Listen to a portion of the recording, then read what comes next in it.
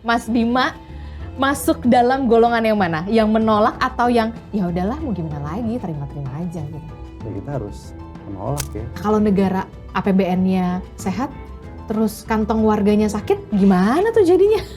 Tapi PPN-nya naik, orang bergeser perilaku konsumsinya ke tradisional tadi, justru banyak potensi pajak yang hilang.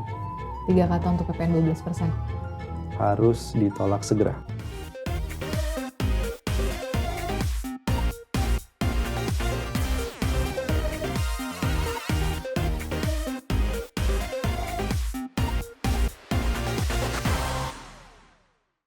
Balik lagi di On Point with Adisty Larasati. Gimana, kalian udah pada nyoblos belum untuk memilih pemimpin kepala daerah Anda di rumah masing-masing, di daerah masing-masing gitu ya.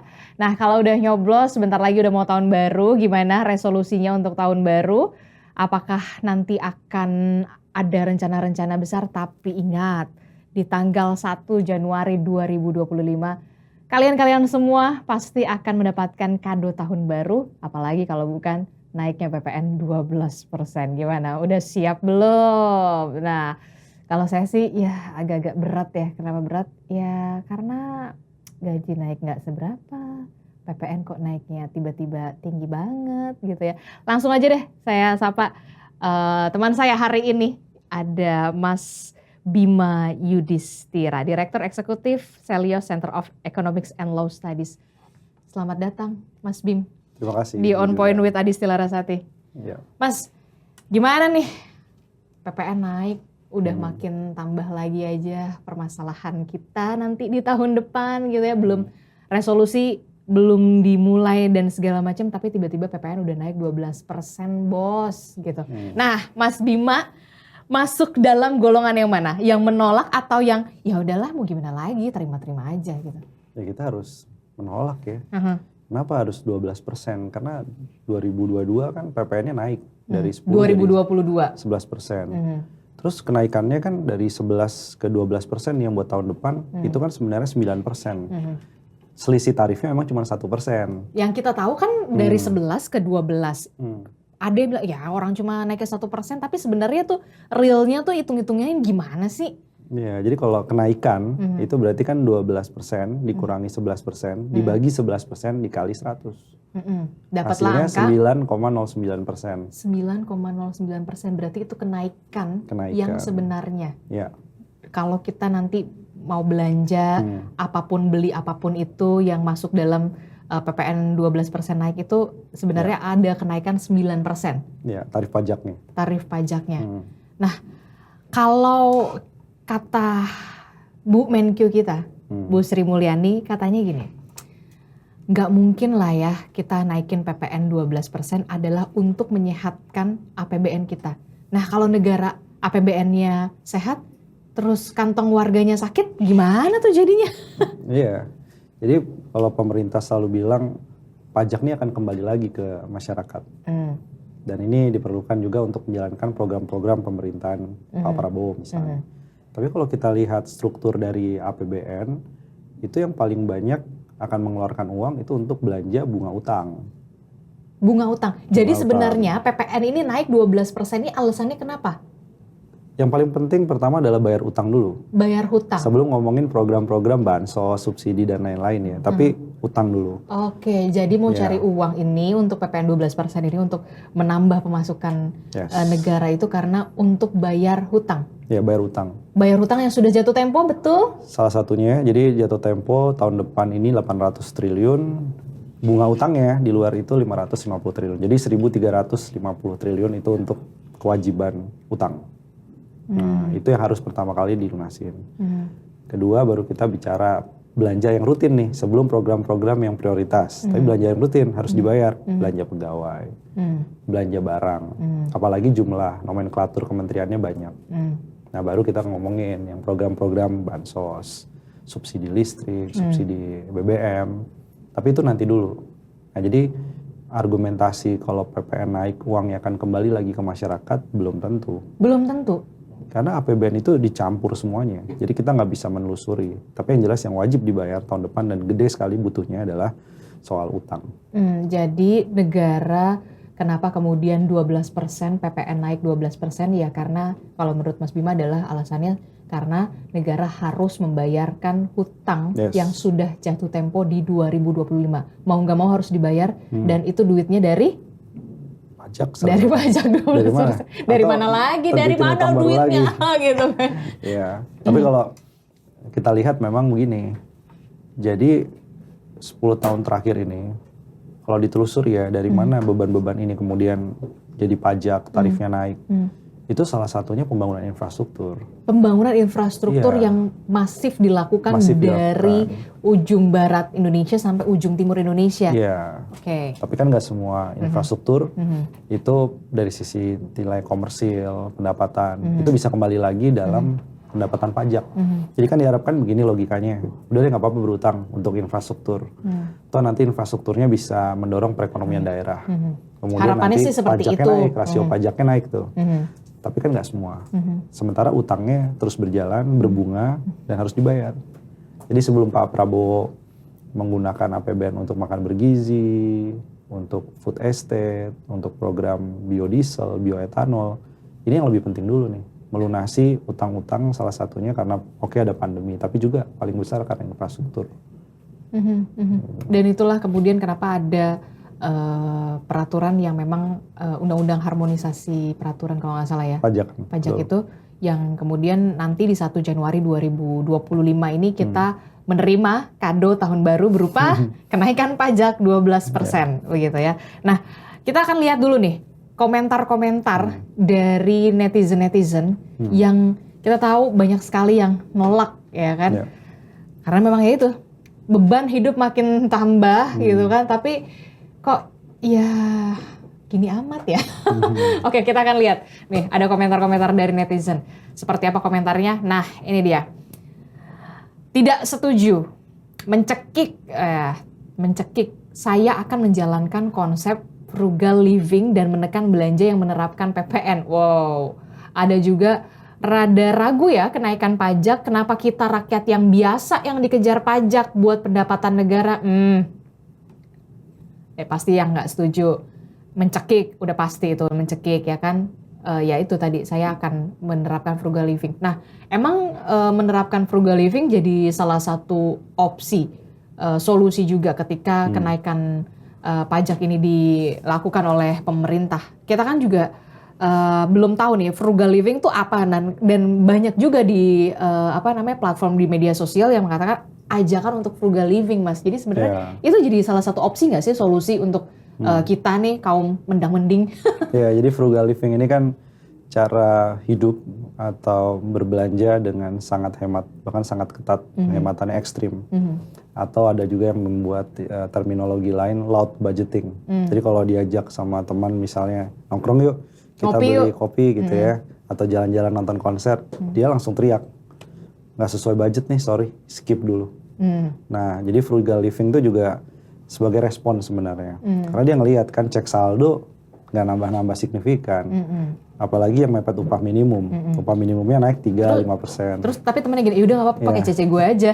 Nah, itu gimana tuh? Atau pakai paylater atau pinjol. Nah, itu dia. Jadi frugal living menghindari itu sih. Jadi daripada belanja yang eksesif berlebihan, karena tahu harga ke depan akan naik, terutama karena pajak PPN. Jadi mereka memilih berhemat. Ada juga yang hematnya begini, tetap beli barang, karena memang nggak bisa menghindari lagi, tapi beli dengan kuantitas atau ukuran yang lebih kecil, harga yang lebih rendah. Sebagian belinya di warung, pasar tradisional. Itu juga sebagai salah satu bentuk frugal living. Tapi ada juga yang membungkusnya misalnya gini, frugal living kenapa melakukan itu? Oke, selain harga-harga barang bakal naik, tapi juga saya melakukan ini untuk hidup lebih sehat. Belanjanya langsung real food di pasar tradisional. Tiba-tiba jadi healthy food menunya. Jadi rebus-rebusan gitu ya, singkong rebus, ya kan, kacang rebus dan segala macam. Nah, kita juga akan lihat nih ada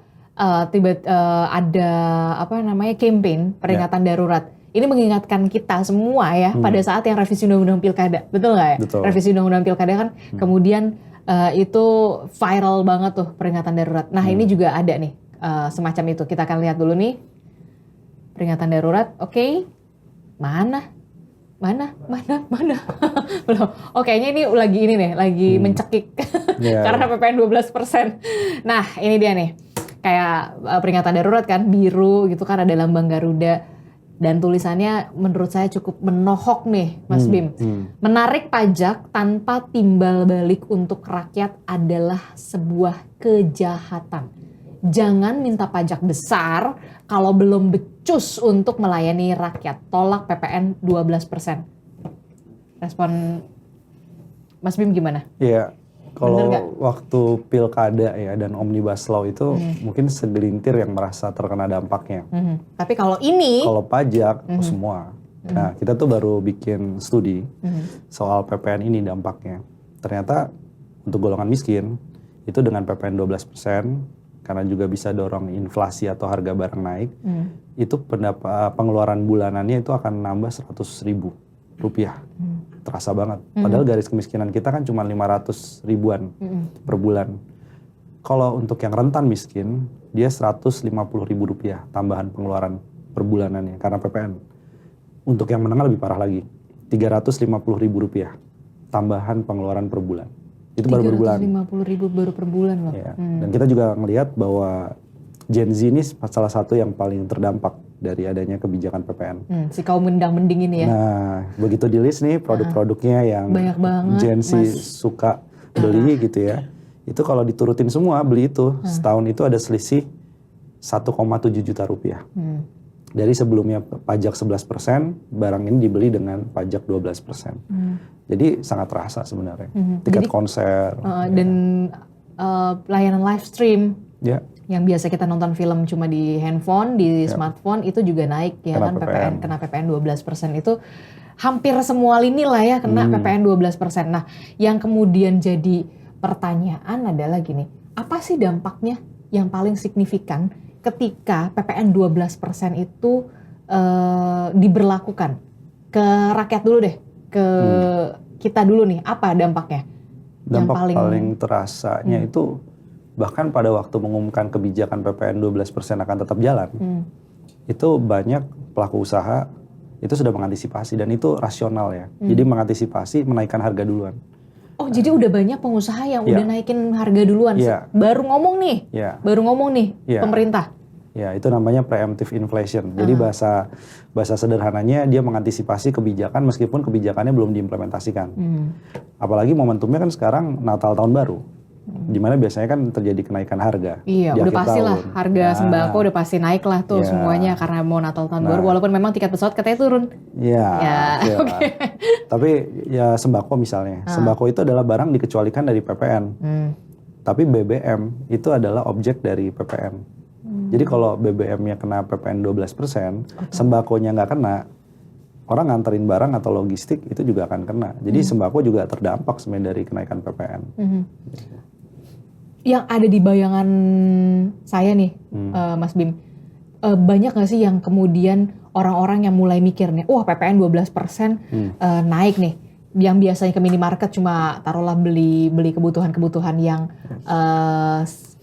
sprintil aja lah ya gitu. Kalau misalkan belanja bulanan biasanya di supermarket, terus tiba-tiba dia berpikir ya udahlah mending gue ke pasar aja deh kayaknya nih, atau ke pasar warung kelontong.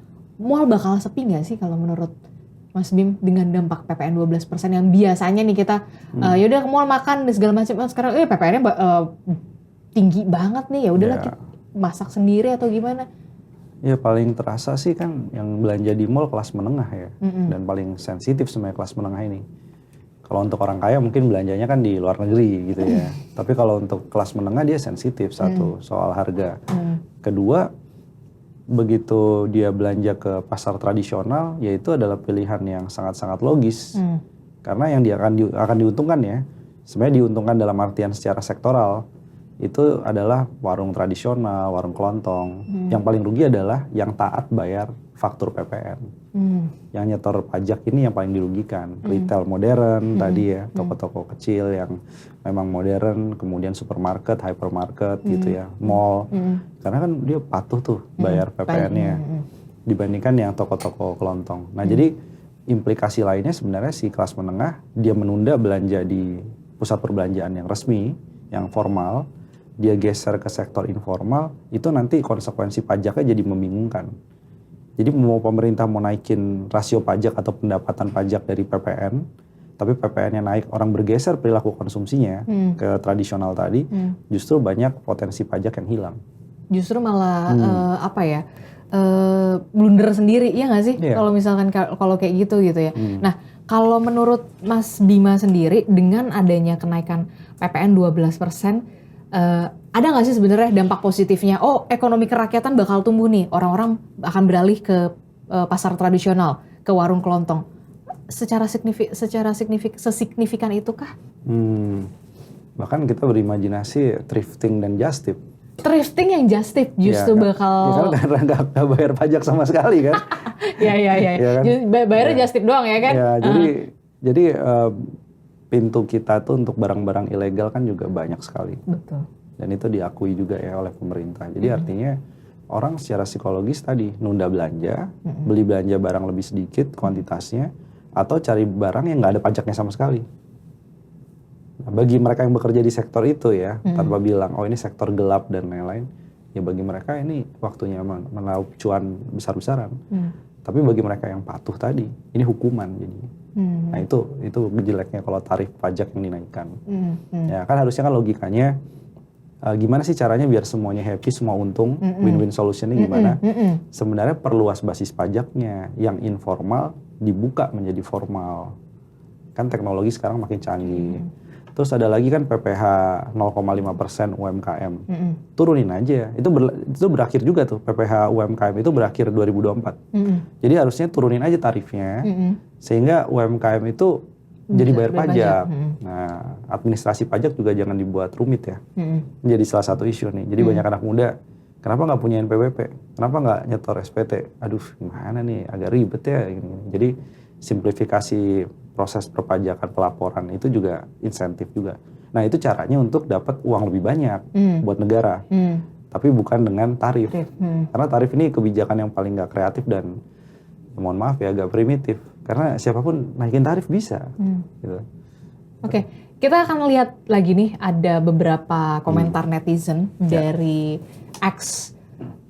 Kita lihat nih soal bagaimana kenaikan PPN 12% yang nanti akan naik di Januari, di 1 Januari 2025. Kita akan simak. Nah ini dia nih. Menurut saya bagus karena begitu banyak anggaran yang harus ditutupi, itu sangat wajar. Wow. Tapi itu semua harus timpal juga ya. Iya dong, jika mereka para pengusaha dan penguasa yang kedapatan korupsi hendaknya dihukum mati. Biar kurang beban negara, cocok kurasa. Gitu lah, cocok kau rasa gitu. Nah, negara lemah, nyari mudahnya saja mengkolek dana masyarakat. Padahal SDA, sumber daya alam itu melimpah dari Sabang sampai dengan Merauke. Itu duit rakyat juga triliunan dibawa kabur koruptor. Kalau stakeholder negara integritasnya buruk, percuma aja bayar-bayar pajak, adanya ya di korupsi-korupsi juga. Nah itu dia. Nah itu kan jadi isu, jadi kayak distrust ya. Maksudnya orang berpikir jadi gini nih. Oke, mungkin ada yang berpikir gini, kalau misalkan pajaknya naik 12%, kalau diperuntukkan jelas untuk apa, larinya kemana, alokasinya kemana saja, mungkin orang akan ya udahlah, udah jelas gitu, pelayanan publiknya sudah bagus dan segala macam gitu ya, kasus korupsi udah mulai mereda gitu, dan mungkin ketegasan untuk pelaku-pelaku koruptor juga sudah dilihat secara nyata di publik begitu ya. Mungkin ya nggak ada masalah lah ya kita untuk naik 12%, tapi ini kan kita gimana gitu kan, banyak kan tadi komentarnya gimana kalau Mas Bim? Ya bahkan kan Bu Sri Mulyani pernah membandingkan pajak tuh tinggi kayak negara-negara Nordik, maksudnya negara-negara di Eropa bagian utara ya, Norwegia, Finlandia. Tapi kan nggak Swedia. Oke, tapi kan pajaknya adalah pajak progresif, semakin kaya Anda dipajakin semakin tinggi. Nah di Indonesia berbeda. Makin miskin makin miskin, makin bayar pajaknya makin banyak sebenarnya dibandingkan subsidi yang diterima. Itu temuan menarik tuh. Terus kedua, kita malah diampuni nih orang-orang yang nggak patuh pajak. Nah itu dia ada teks amnesti berlanjut kan? Iya, jilid 3 nih iya, sekarang. Jilid 3 ya. Jilid 3. Kayak film yang zaman dulu ya, banyak. Iya, banyak jilidnya ya. Banyak jilidnya makin nggak patuh juga. Terus tarif PPh badan. tarif PPh badan dikurangin dari 22% tahun depan jadi 20%. Jadi kok ini bukan model negara kesejahteraan atau welfare state-nya Nordik nih. Tapi ini justru berkebalikan. Sekolah mereka gratis di Norwegia, di Finlandia. Sekolah gratis, kesehatan gratis gitu. Ya karena Ya kan di sini juga katanya gratis. Ya. Yang negeri. Yang negeri gratis tapi kan ada konsekuensinya yang menengah bayar pajaknya lebih mahal. Kesehatan kita masih iuran BPJS kesehatan juga. Jadi di sebelah mana letaknya? Jadi public distrust dari soal pajak ini salah satunya ya karena masalah korupsi, misalokasi anggaran, anggaran buat pendidikan sekarang mau buat makan bergizi gratis. Infrastruktur pertanian yang harusnya didorong, diutamakan buat jalan tol yang sebenarnya belum tentu bermanfaat bagi sektor pertanian dan petani di sana. Subsidi masih banyak yang bocor misalnya, dan juga tadi berbagai aktivitas ilegal itu nggak segera di-tackle. Sawit 300 triliun itu nggak ada kabarnya juga, padahal potensi pajak juga. Selain itu juga RUU perampasan aset. Nah itu juga tuh yang sampai masih sekarang juga nggak jelas. Iya masih nggak jelas kan. Ya, bahkan katanya nggak masuk dalam prolegnas 2025. Nah jadi kalau Mas Bim sendiri ini nggak tepat, waktunya belum tepat. Belum tepat untuk bisa naikin pajak 12%. Yes. Belum waktunya. Belum waktunya, bukan hanya nggak tepat, tapi yang harusnya dilakukan karena di dalam undang-undang itu boleh loh 5-15% range dari PPN tarifnya. Jadi kenapa dengan kondisi daya beli sekarang, dengan kondisi inflasi ke depan mungkin lebih tinggi, daya beli pasti bakal lebih menurun lagi nggak sih kalau bisa? Itu udah pasti kan kalau misalkan PPN 12% kita pikir antar dulu deh gitu kan, gue tahan-tahan dulu deh mau beli barang atau segala macam. Iya konsumsinya kan, iya nggak sih? Jadi harusnya undang-undang tuh memfasilitasi turunin tarif PPN-nya, bukan naik. Jadi pembahasannya sekarang nih bukan PPN 12% dibatalkan, tapi kalau bisa dari 11% jadi 8%. Tapi apakah jadi pertanyaan adalah apakah mungkin? Mungkin nggak? Kalau hitung-hitungannya sih mungkin. Jadi kita ngitung kalau dijadikan 8% tarif PPN-nya itu bisa 1,7 juta tenaga kerja diciptakan. Karena uang yang tadinya diambil negara ketika itu diturunin itu akan menjadi stimulus usaha, retail, logistik, industri pengolahan. Semua akan happy dengan itu. Gitu. Kalau yang sekarang semuanya pada nggak happy ya? Kalau 12% itu kita hitung akan menimbulkan penurunan serapan kerja 500.000 orang. Wow. Jadi tinggal pilih. Gitu. Nah, apa yang bisa dilakukan oleh pemerintah nih? Sebenarnya pemerintah bisa lakuin apa sih solusi lain selain untuk menaikkan pajak PPN 12%? Untuk bayar utangnya yang udah jatuh tempo nih, udah jatuh tempo di 2025 nih. Udah ada debt collector mungkin ya kan, udah kayak bayar gitu. Sebenarnya apa sih sebenarnya yang selain menaikkan pajak? Supaya tidak menyengsarakan rakyat, asik. Udah kayak politisi nggak? Ya, soal utang misalnya ya. Utang, itu ada skema pertukaran utang sama program. Jadi kalau butuhnya pembiayaan untuk makan bergizi gratis, bilang dong sama Tiongkok, bilang sama Amerika, bantu kita, tapi jangan minjemin utang baru untuk MBG, tapi tukar utang yang ada itu dengan program MBG. Jadi kita nggak bayar utang ke mereka, tapi dijalanin pakai MBG itu bisa, namanya debt swap. Ada lagi dari sisi pajak misalnya, itu banyak sekali. Pajak karbon kan harusnya berlaku 2022. Pajak karbon? Iya, sampai sekarang juga mundur terus. Alasannya? Nah itu ya, PPN Januari 2025 mau digas. Pajak karbon yang sudah ada undang-undangnya juga malah nggak jelas. Nggak jelas gitu kan. Itu kan sebenarnya sumber pendapatan juga. Kemudian penyakit nomor 3 di Indonesia itu diabetes. Dari mana salah satunya? Itu dari minuman berpemanis. Cukai berpemanis ini juga harus jalan nih. Ini pendapatan. Nah itu cukai berpemanis harusnya bisa jadi.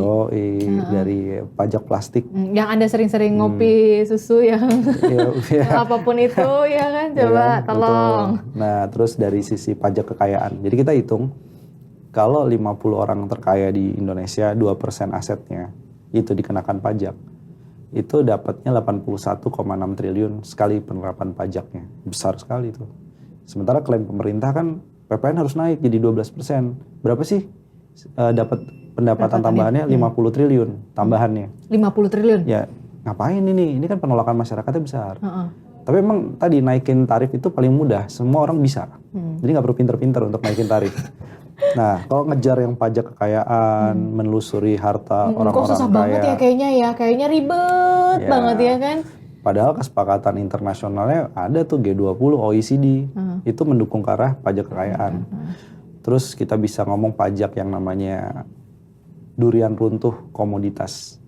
Jadi bukan durian yang dipajakin, tapi pajak durian runtuh ini, windfall ini, kalau ada harga komoditas, terutama ekstraktif yang naiknya itu nggak karuan, dan dia kaya mendadak si perusahaan itu ada pajak tambahan. Itu diterapkan di Inggris. Jadi kreativitas pajak ini banyak sekali. Tadi simplifikasi proses bayar pajak, itu juga udah menolong meningkatkan basis perpajakan. Gampang nih bayar pajaknya nih, ngisi SPT-nya gampang. Yaudah deh kita bayar pajak aja, lebih patuh. Nah itu salah satu cara yang underground ekonomi itu menjadi lebih terang. Tapi gini, berarti kalau misalkan tadi dari penjelasan Mas Bim gitu ya, bisa nggak saya aku mengatakan gini, kok kayaknya negara kalau sama yang pengusaha kayak gitu berikan tax amnesty, kayaknya tumpul di atas, tapi tajam banget di bawah gitu. Iya, sih? betul. Jadi pajak itu kalau nggak adil kayak Boston Tea Party dulu historinya. Jadi Amerika tuh karena dikenakan pajak sama Inggris terlalu tinggi, akhirnya dibuang aja tehnya sekalian di laut. Itu karena nggak adil. Jadi ketidakadilan. Jadi sejarah ketidakadilan pajak itu bisa membuat masyarakat tadi distrust terhadap pemerintahan. Jadi pemerintah mau ngapa terserah deh gitu. Atau tadi ketidakpatuhan pajaknya jadi meningkat. Nah jadi memang pajak ini harus hati-hati konsep berkeadilannya. Jangan yang kaya dikasih karpet merah terus. Iya itu dia dikasih ada tax amnesty. Kalau misalkan tax kan nanti ada jilid selanjutnya. Tar aja deh kita, makin turun. Makin turun kan? Jadi tingkat harta yang dilaporkan dalam tax amnesty jilid 1 dan jilid 2 itu makin turun. Jadi kalau jilid 3 dipastikan bisa lebih turun lagi. Karena itu tadi moral hazardnya besar. Iya makanya. Iya. Nah, oke, ini peraturan sudah diteken, ya kan sudah tinggal dijalankan. Taruhlah di 1 Januari. Ada nggak sih peraturan yang kemudian bisa paling tidak menunda lah? Kalau menurut Mas Bim kayak ini bukan waktu yang tepat gitu. Ya, ini bukan kebijakan yang tepat untuk saat ini gitu loh. Betul. Ada 4 jalan sih. Ya, jadi ada 4 jalan? Ada 4 jalan. Ada 4 solusi nih ya ada kan? Ada 4 jalan tol. Ada 4 jalan. Ya kan, karena waktunya nggak banyak sekarang. Ya iyalah, ini kan udah mau Desember kan? Iya betul. Bentar lagi. Beberapa minggu lagi nih. Iya. Udah tahun baru. Jadi yang pertama pemerintah bisa terbitkan Perpu karena ini undang-undang. Jadi harus ada kondisi darurat. Daruratnya apa? Daya beli lah. Daya beli masyarakat lagi turun, jadi waktu nggak tepat. Perpu itu peraturan pengganti undang-undang, itu bisa untuk menganulir undang-undang harmonisasi perpajakan tadi. Oke, jadi dengan menerbitkan Perpu, kalau ada Perpu itu syaratnya kalau ada kegentingan. Kegentingan memaksa. Dan apakah ini ekonomi kegentingan memaksa, ya kan? Iya. Karena dulu dipikirnya kan undang-undang harmonisasi peraturan perpajakan itu dibuat ketika ekonomi sudah recovery pasca pandemi COVID. Ternyata kan, ya. Terus kedua bisa menggunakan judicial review di MK, Mahkamah Konstitusi. Jalur hukum, konstitusi, ya, konstitusi. Betul. Nah, kalau ada yang lapor, kalau ada yang mengajukan, harusnya sih bisa sih, konsumen misalnya gitu ya, merasa dirugikan, pekerja yang upah minimum merasa dirugikan. Ya kita inilah gaji gak naik seberapa. Ya kenapa nggak lapor MK gitu. Jadi kemarahan publik tadi bisa tersalurkan di dalam judicial review di MK. Kemudian ada juga jalur yang namanya pembahasan di DPR ya secara biasa. Tapi kan pembahasan ini mungkin butuh waktu yang lama. Dan mau nggak? Itu juga jadi pertanyaan kan. Tapi DPR kita kan beberapa ketok palunya tengah malam dan sangat singkat bahas undang-undang. Jadi sampai batuk untuk ini kenapa nggak bisa gitu ya? Iya yang kemarin aja bisa ya kan? Iya kenapa nggak bisa? Iya kenapa yang nggak bisa ya sekarang gitu. Ya? Iya dong harusnya. Kalau mau namanya naik ya di mata publik dan pemilih mungkin. Tinggal niat baik ya? Ya betul. Yang terakhir memang ada yang merekomendasikan pakai peraturan pemerintah cukup PP. Karena aturan teknisnya itu bisa dalam bentuk PP, diturunkan lagi di peraturan Menteri Keuangan juga bisa. Jadi ini tergantung sebenarnya. Pemerintah melihat desakan-desakan publik pengusaha ini, soalnya menarik nih, pengusaha dan pekerja itu biasanya banyak yang berbeda dalam hal upah ya. Tapi soal pajak ini mereka sama tuh, seia sekata. Konsumen pun juga seia sekata. Jadi pemerintah ini lagi nggak ada yang membantu ibaratnya untuk sepakat bahwa oke, PPN harus naik. Dari konsumen, dari pengusaha, dari pekerja, itu melihat ini waktunya nggak tepat. Emang belum saatnya nih, emang belum saatnya, iya kan? Iya, belum saatnya. Bahkan diturunkan tadi kalau bisa, gitu. Ya, gimana ya? Saya pusing nih kalau udah kayak gini, udah cicilan masih banyak, ya kan? PPN naik, ya gaji ya gitu-gitu aja, naiknya nggak seberapa, gitu kan? Curhat mulu ya kan? Nah, terakhir deh Mas. Ya. Buat pemerintah, menurut Mas Bim, apa yang harus segera dilakukan untuk PPN 12% ini tadi, kalaupun ditunda tadi dengan jalur macam itu, dan apa yang ingin Anda sampaikan lah Mas Bim untuk PPN 12% ini? Ya, pemerintah harus punya empati deh.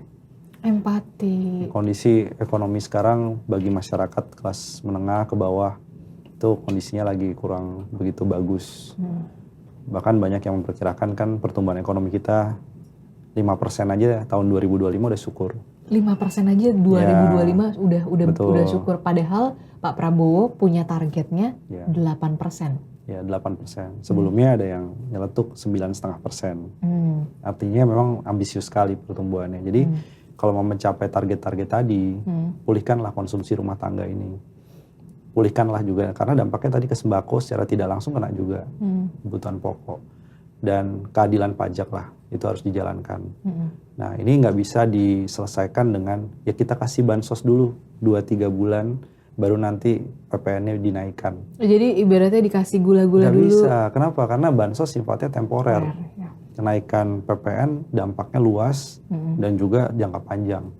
Nah jadi kalau tujuannya naikin rasio pajak, opsi-opsi yang lain yang lebih kreatif itu tinggal dijalanin sebenarnya.